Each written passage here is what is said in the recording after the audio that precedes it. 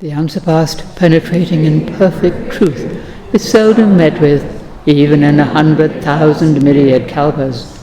Now we can see and hear it, we can remember and accept it. I vow to make the Buddha's truth one with myself. Homage to the Buddha, homage to the Dharma, homage to the Sangha. Well, once again, happy Vesak. It's nice to see everybody. Well, I'm going to talk about opening up. We're beginning to open up a little bit. Most welcome after all this time, more than a year, 15 months lockdown. So here we are tentatively opening up again. And we're so happy to see those who've come for Vesak, for our Vesak ceremony, our day. We're still keeping to the COVID guidelines, but it looks as though things really are beginning to open up, which is very nice. People are really relieved. They got all excited, think, oh, we can fling open everything, throw away our masks. Well, maybe not quite that simple, but it's certainly looking a lot better. People can see their families and their friends. They can travel more and all that. And there are still people all over the world suffering horribly from the COVID, much worse than us. In India and Brazil, all sorts of places, even in this country, actually, really hard for people. So we won't forget them in our excitement. People like to open up. We're social animals. Most of us like to be with others quite a bit of the time. Some of us are hermits, but most of us like to be with other people quite a lot. And it's been hard this last year. Just one of the hardest things has been isolation, as we know. There's a nice positive feeling about this common little expression, opening up. We open up, we don't open down. We might shut down, but we don't open down. We might shut up too, but that's another matter. And we can open up in all kinds of ways. Businesses can open up and get back to work. This is a blessing for many people. People who weren't too keen to go to work in days of yore are only too happy to have a job, get back to it, and be working with other people doing the same kind of thing, making a living, getting some money because it's been so hard, and doing something, getting out of the house and contributing. Opening up our doors to people, us and others, welcoming people warmly, being glad to see them. Everyone is welcome. Opening up is lovely. And again, we don't take it for granted that we can always be open, that we can have people come. It's a blessing. So many things that we took for granted before, we don't anymore. May it remain that way, and us never take for granted the blessings we have. Other kinds of opening up. Opening up to the circumstances of our lives, acceptance. Accepting the conditions of our lives, whether it's the general conditions of the pandemic, whether it's our own problems that we have, the good and the not so great things, opening up to those things, which is acceptance, accepting things, opening up to them. This is what I have. This is what I need to deal with, and not to look away or pretend it isn't there. To open up to things, to accept them and do our best with them. Opening up to other people, not just opening our doors, but opening up our own heart. One sad thing about the pandemic is that people were afraid to get close to other people. They go into a store and they were afraid that people would keep doing this, be afraid of each other. I don't think that'll happen. I think people like to be together, and so I hope that when we get back to what we so-called, laughingly call normal, that we won't be, frightened to get close to each other, that we will actually be happy to be together.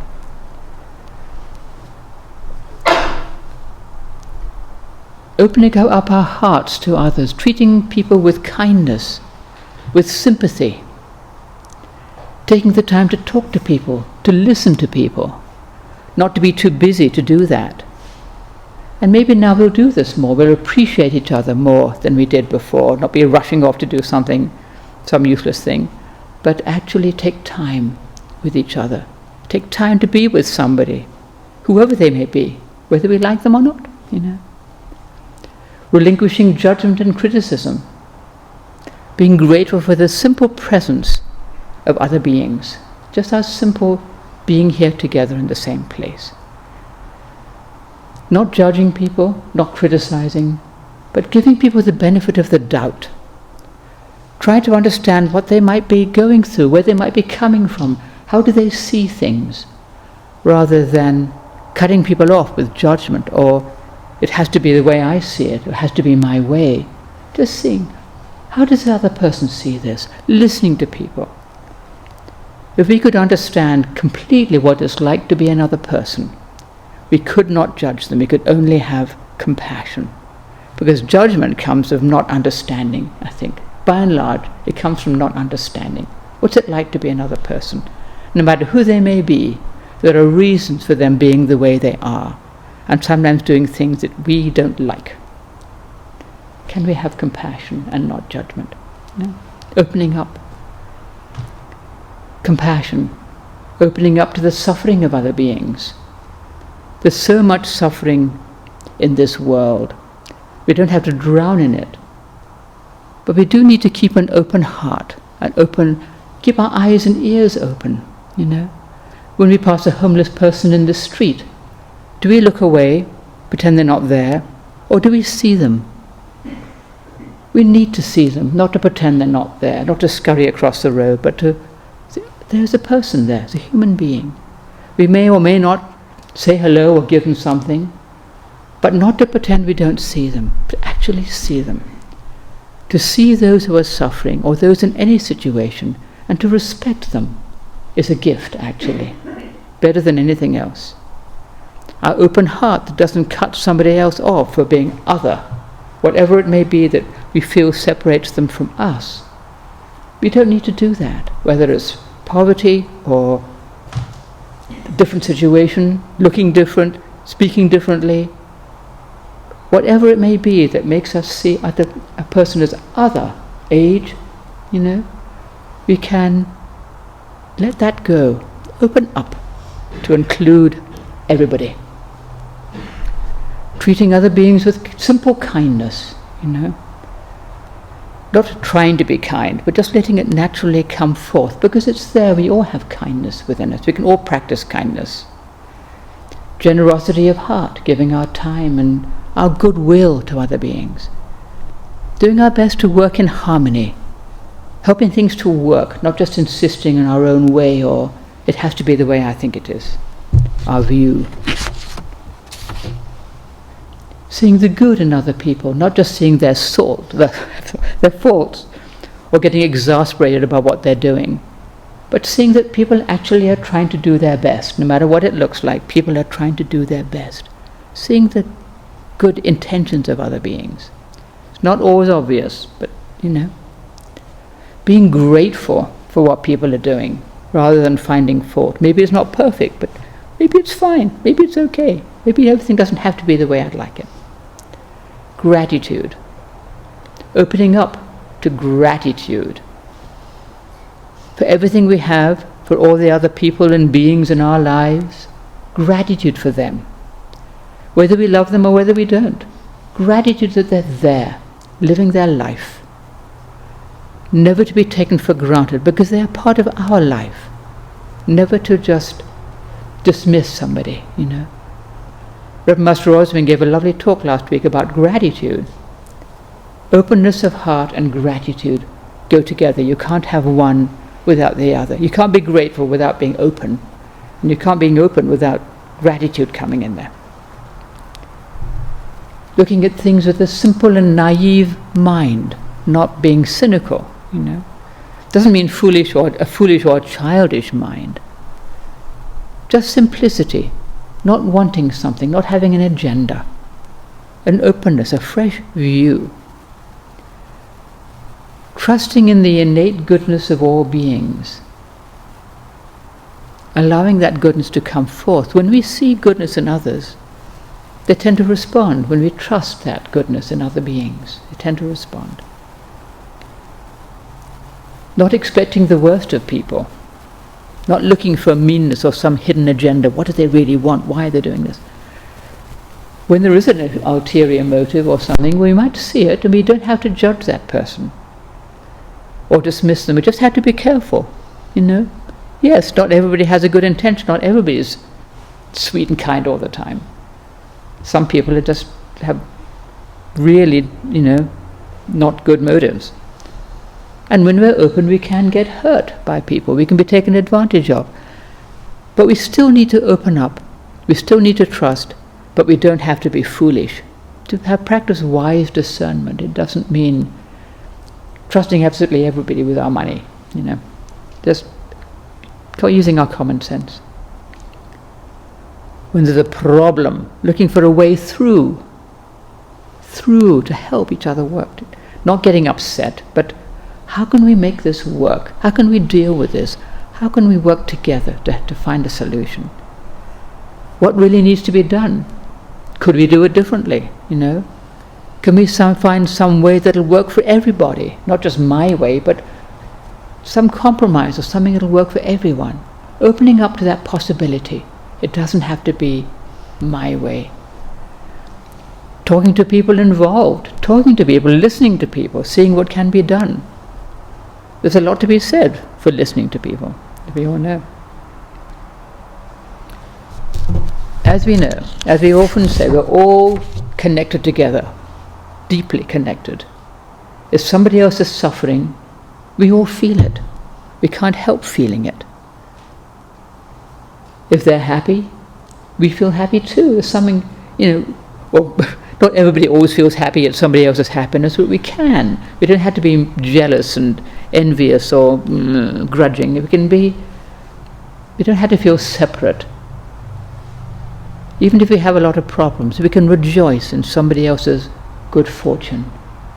And it's a great blessing. That is generosity, opening up to the good fortune of other beings. It's one of the sympathetic joy, one of the, whatever they are, Brahma Viharas. And the more we trust that connection with everybody else and live from that, the more we can truly sympathize and be kind, opening up to that connection with other beings, opening up to them. Then we have opening up to ourselves, looking at ourselves with a compassionate view, not just with judgment and criticism, but seeing ourselves with that kindness that we would like to offer to another being. I'm always talking about this because we're so prone to judging ourselves, criticizing ourselves, and it's not helpful. To open up to our own suffering, to see our faults and shortcomings with kindness, to do our best to see them clearly, which means not with judgment, because judgment just obscures things. But if we can see things, to see ourselves kindly, as we would like to see another person kindly, it helps us to see more clearly, to help us to see what needs to be done, and to do it. We can often find it easier to be kind and sympathetic with other people more than with ourselves. I think it's often the case.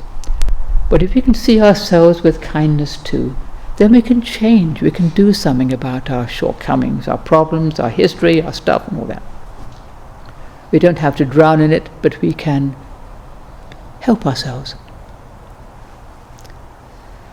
Well, today is Vesak Day, and today we celebrate the birth, the life, the teaching and the death of Shakyamuni Buddha, as we know.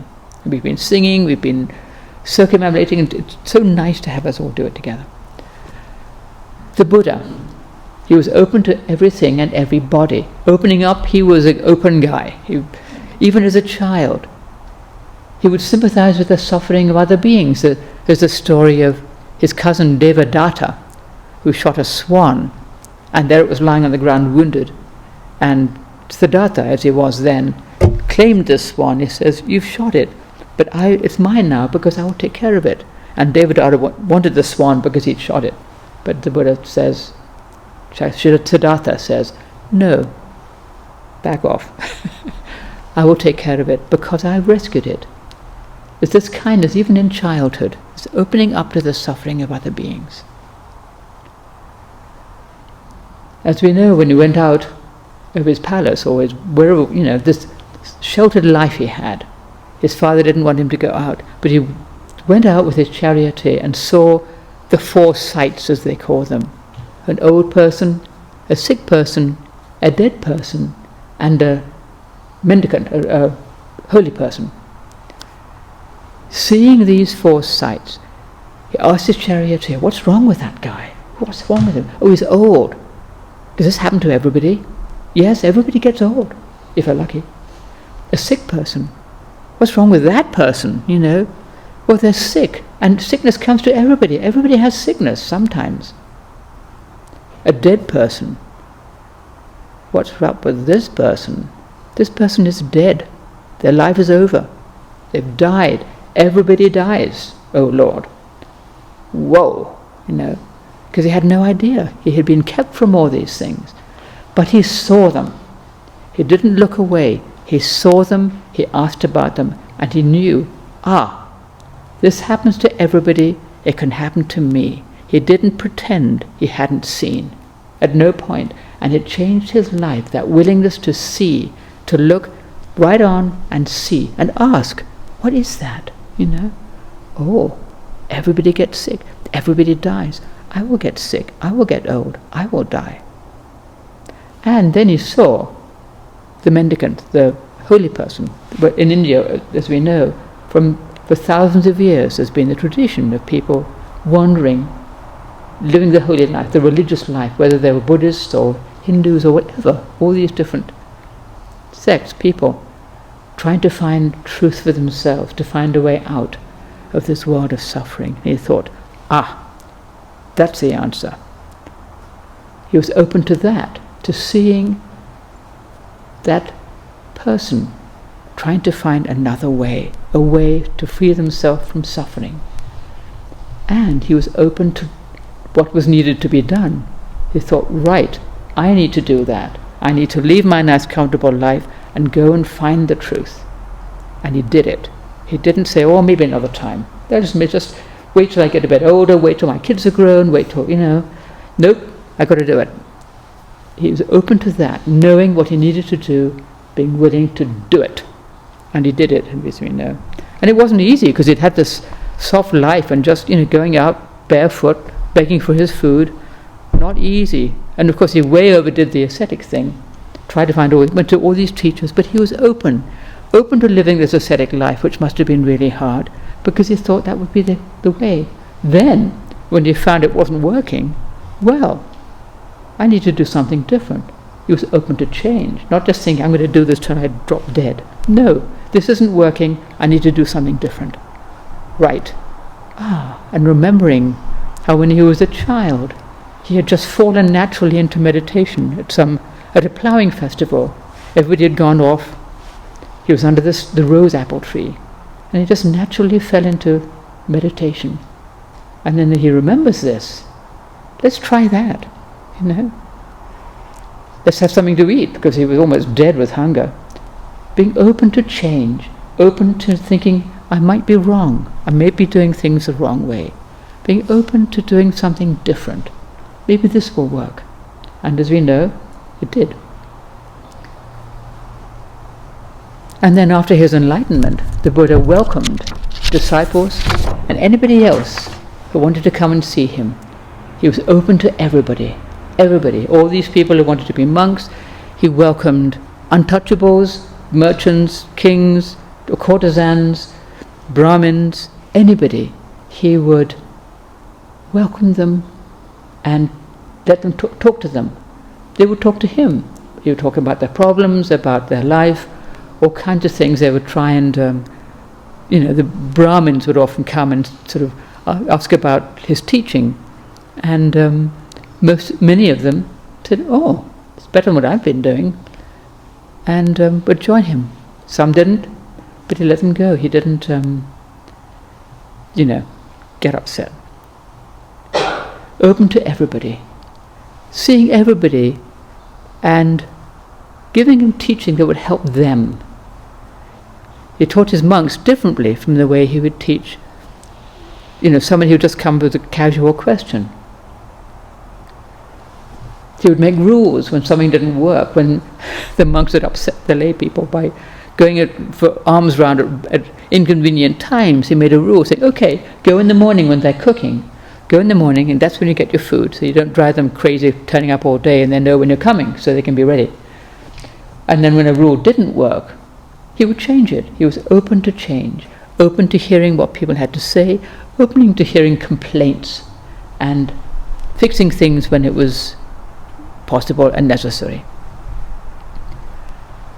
And above all, the Buddha was kind. Kind to those who came to him, kind to that little swan, well, maybe a big swan, when he was a child, kind to all the beings who he encountered, kind to people in need. When there was a monk who was sick, horribly sick, and the other monks didn't want to take care of him, they were probably afraid of getting sick themselves, the Buddha went and himself helped the monk, cleaned him, bathed him, helped him get to feel comfortable. And he said to his monks, taking care of the sick is one of the fields of merit. You should take care of each other when you're sick. Don't leave it for somebody else. But he did it himself. And that was an example to everybody. Not just as an example to his monks, but because the person needed help. When people came and they hadn't, they were hungry, he'd made sure they had food before he would talk to them or, try to teach them the Dharma. If you're starving, you can't really accept very much. You need food before anything. And he knew this great kindness to people in need, whether it was physical need or some other kind of need, had kindness for everybody. Well, I could go on at length about stories of the Buddha's kindness. There's all the Jataka tales about his life as a bodhisattva, helping beings, sometimes at the cost of his own life, but I'll leave that, There were so many things he did to help beings. Back to opening up our hearts to other beings, with kindness and compassion, as I said, seeing the goodness in others, opening up to the circumstances of our lives, accepting them, doing the best we can with them rather than trying to shut them out or pretend they're not there. Opening up to our own suffering, being willing to look at our suffering, the things that we do to cause ourselves suffering, or the things that have happened to us. Just doing the best we can. Facing things straight on, not, as I said, getting too caught up in our own story and our own stuff, our own thoughts and feelings, but being willing to see them, so be open to them, and then we can deal with them. Not as a separate little me with my stuff and my suffering, but just as part of everybody. Everybody has suffering, everybody has their story, everybody had things that have hurt them, everybody has difficulty, just part of human beings. And above all, opening up to the great matter for which we train, as they call it, opening up to our own true nature, opening up to Buddha nature, the goodness that's inherent in all of us, opening up to the still small voice that guides us, being willing to listen and hear it, and being willing to follow, to hear that little voice that says, I wouldn't do that, or just do such and such. So many of us have this. I think I'll just go over there. I think I'll try that monastery over there. Let's see what they're like. Maybe I'll just try such and such, Maybe I'll try a little meditation. That little small voice that guides us and leads us, and which is actually the great thing for which we train, that which encompasses everything. To listen and to hear that, to try to live in harmony with it, keeping to the precepts, doing our meditation practice. Opening up, meditation is the opening up process, opening up to all that arises for us in meditation, whether it's wonderful experiences or whether it's pain or frustration or it's really hard or whatever it might be that comes our way in meditation or in our daily life, to open up to that, not to shut out anything, but to receive everything with gratitude, actually, and with generosity, opening up to all the things that come our way. The wisdom and compassion that can arise when we meditate and do our training, to open up to that. That's what the Buddha did. the compassion and wisdom that came to him guided his life, guided others, showed us the way to do that. And they can guide us to this very day as we open up to all the things that come our way and see what is good within them and do our best with them. Help each other, help beings, just do our best. And that's our talk for today. Thank you. Thank you for coming. Happy Vesak.